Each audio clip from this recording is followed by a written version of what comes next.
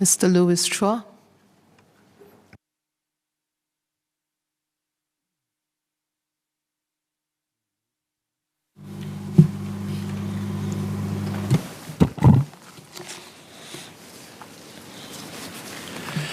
In August of last year, I spoke in support of the motion on gender equality tabled by my colleague Ms. Hertingru. I highlighted the unequal distribution of care responsibilities between parents and how this is linked to discriminatory social institutions and stereotypes about gender roles. I suggested that the impetus for change lies with both the views held by the individual and society at large, as well as with us, policymakers, and how we shape those views. My colleague, Mr. Gerald Giam, will be touching on flexible work arrangements and how both employers and employees gain from having FWAs as the norm rather than the exception at the workplace.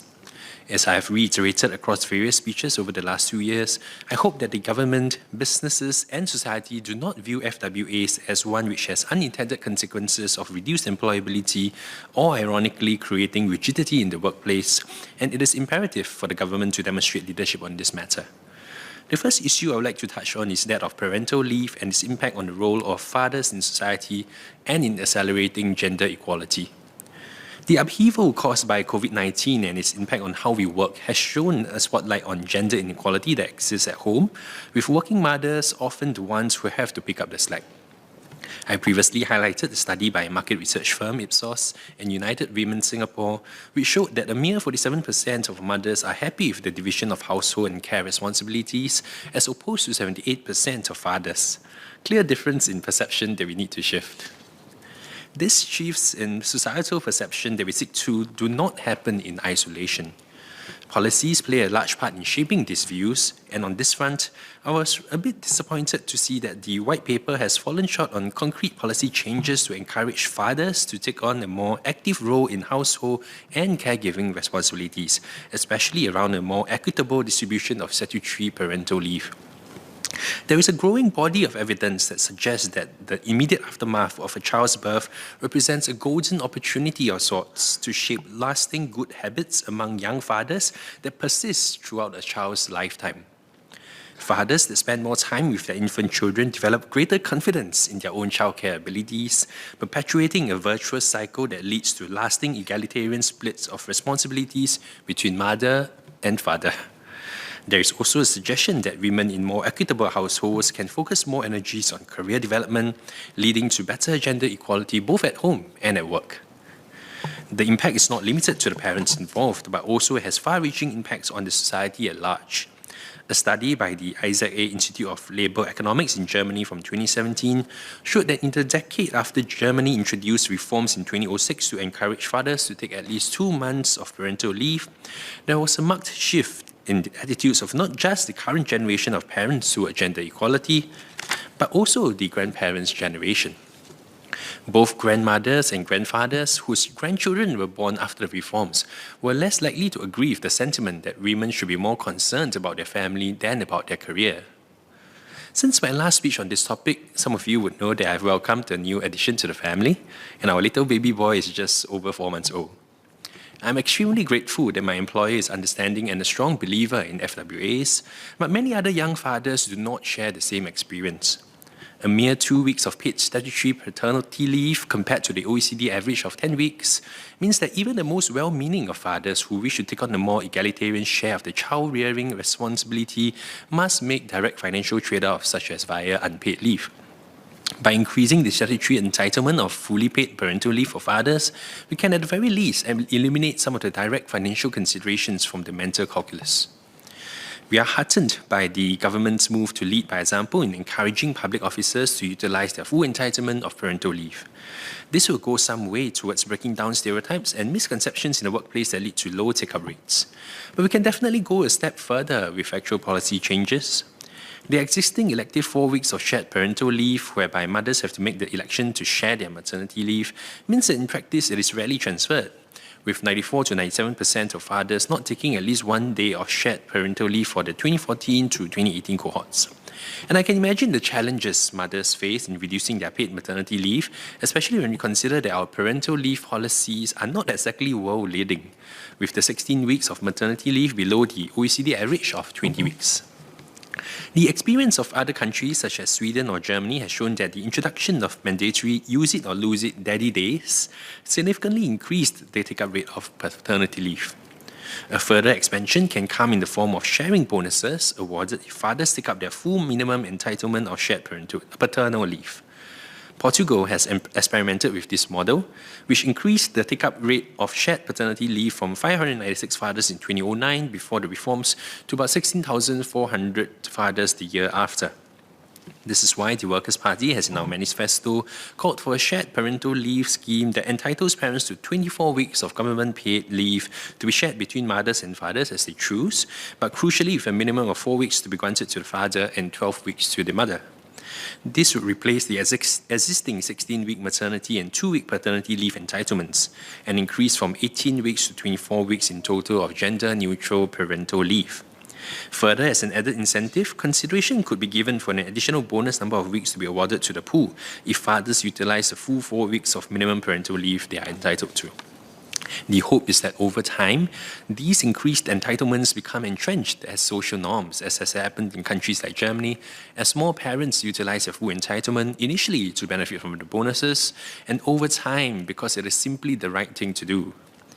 These new social norms will encourage fathers to spend more time with their children and take on a greater role in their child's development, take on their fair share of household chores, and lead to an overall uplift in our society's perception of gender roles. The second issue I would like to touch on is that of providing support to parents, and especially mothers, beyond childbirth. We all recognize the importance of parental care leave in allowing mothers to properly recover from giving birth to her baby, and for parents to care for and bond with their newborn child. However, while we have a high standard of medical care provided at childbirth across all our hospitals here in Singapore, I believe more can be done to provide greater postpartum support to mothers, especially to first-time mothers and families who may not have the economic resources to obtain post-birth support services. To many parents, including my wife and I, having a trusted confinement nanny to support our transition from clueless couple to proud parents is a godsend. Such services do not come in cheap, however, as they range in the thousands of dollars and made worse in the last 2 years due to the border closures. Yet even for those of us who are lucky enough to have the dedicated care and support of a live-in confinement nanny, the immediate aftermath of a confinement nanny's departure is still one characterized by high levels of stress and anxiety. They say it takes a village to raise a child, and I find it to be especially true after the birth of my second son. One might think that as experienced parents, things will get easier and we might enjoy some efficiency gains. But my personal experience suggests that caring for 2 young children is more than double the amount of effort. We are extremely thankful for the village that was our families and extended families. However, not everyone has easy access to their own village, and for many others, the parenthood journey can also be a lonely and alienating one. Beyond providing informational support, could we bring the proverbial village to all mothers out there to ensure that community support and services are available, especially to those without a strong informal support system to fill the care gap? My colleague Ms. Herting Ru spoke about this point earlier as well, with a suggestion being instituting practices such as having specially trained health visitors routinely call on our new mothers. To reduce inequity and inequality during the foundational years of our children's lives, we need to strengthen access to continuous care for the health and well-being of our parents. I have spoken about support for parents in the plural, and I would now like to switch gears slightly and focus on the topic of support for single-parent households. I am heartened to see that one of the action plans, Section 18, introduced in the White Paper, seeks to enhance support for single parents, and I look forward to the concrete initiatives and recommendations to come. There is merit to the ground-up consultative approach adopted by the AFA, but in parallel, more can already be done to correct systematic discrimination faced by single parents under the law. One of these areas is the differential treatment currently accorded to unmarried single parents, often single mothers, in contrast to their peers who are single parents by virtue of divorce or are widowed. This contrast shows up most starkly on the issue of housing access, with far-reaching consequences for both parent and child. After all, a stable home environment is one of the leading indicators of positive developmental outcomes. At present, the HDB recognizes single-parent households of divorced or widowed parents as a family nucleus for the purposes of public housing eligibility as well as for access to public housing grants. Some concessions have been made depending on individual case circumstances, such as permitting unmarried single parents aged 21 and above to buy up to a 3-room flat in a non-mature estate from HDB or a resale flat. but they still do not receive equal treatment to their divorced or widowed counterparts, yet alone other families. Outside of these concessions, unmarried single-parent households have to avail of the schemes targeted at singles. The eligibility schemes and grants targeted at singles are often more restrictive and have lower monetary amounts. Yet the challenges that single parents face do not discriminate based on marital status and are in fact more pronounced, especially when you consider that single parents have to single-handedly shoulder the burden of both being the primary caregiver and the primary breadwinner. This struggle was experienced firsthand by one of my constituents, who is an unmarried single mother with her daughter. She shared the challenges she has faced over the years and how she has fought to overcome them to do right by her child. In addition to battling social stigmas and stereotypes, she was discouraged by the various government policies such as that for housing. As a young father, I understand the trials and joys of parenthood, but I cannot begin to imagine the sheer weight of responsibility faced by single parents such as herself. The challenges faced by unmarried single parents are large enough without the additional burden of being viewed differently in the eyes of the government for access to public housing. The consequences of the distinction are self-evident. Financial worries are not uncommon for single-parent households, and every cent counts. The median monthly employment income for unmarried single mothers below the age of 35 was $600 in 2017, a number which has hardly changed since 2013. The $10,000 to $15,000 difference between the proximity housing grant for families and singles could amount to a year of mortgage payments or a significant contribution to a child's college fund. Families also qualify for the family grant, which can rise to $50,000, double the $25,000 maximum awarded to singles. While the HDB is free to assess cases individually and make exceptions if appropriate, it does not appear that the exception is commonly made. In response to my PQ in the previous sitting on the number of unmarried single parents who have successfully obtained the proximity housing grant for families in the last 5 years, M&D Minister Desmond Lee shared that only 5 unmarried single parent families had obtained the grant, in contrast to 2029 divorced or widowed single parent families. This is but one example of differential treatment under the law for unmarried single parent households. Elsewhere, single parents are not eligible for the baby bonus cash gift and cash gift baby bonus plus, which amount to $8,000 in total. The parenthood tax rebate and working mothers' child relief are also not extended to single parents. If the WMCR is to encourage married mothers to continue working after childbirth, the reality for many single mothers out there is that they simply cannot afford to not continue working after childbirth. No matter the expressed objectives of our marriage and parenthood policies to promote and strengthen the institution of family and to encourage parenthood within marriage, children are not insulated from the impact of our policy making, and it's also these policies which could inevitably contribute to inequality at birth and beyond. Lastly, I would like to raise my concerns on women's retirement adequacy and financial literacy. Having adequate financial literacy to support sound financial decision-making throughout one's lifetime and having sufficient savings to support one's retirement are issues not unique to women. However, based on CPF data as of 31st December 2020, we see that CPF members' balances for men are 10% higher than that for women, even though the number of men and women CPF members are roughly equivalent.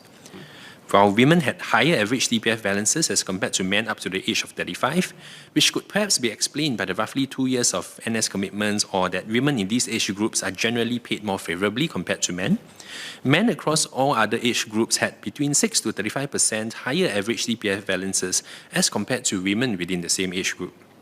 The gender gap in retirement adequacy, especially when we have a defined contribution type pension system linked to employment, is one which needs to be squarely addressed.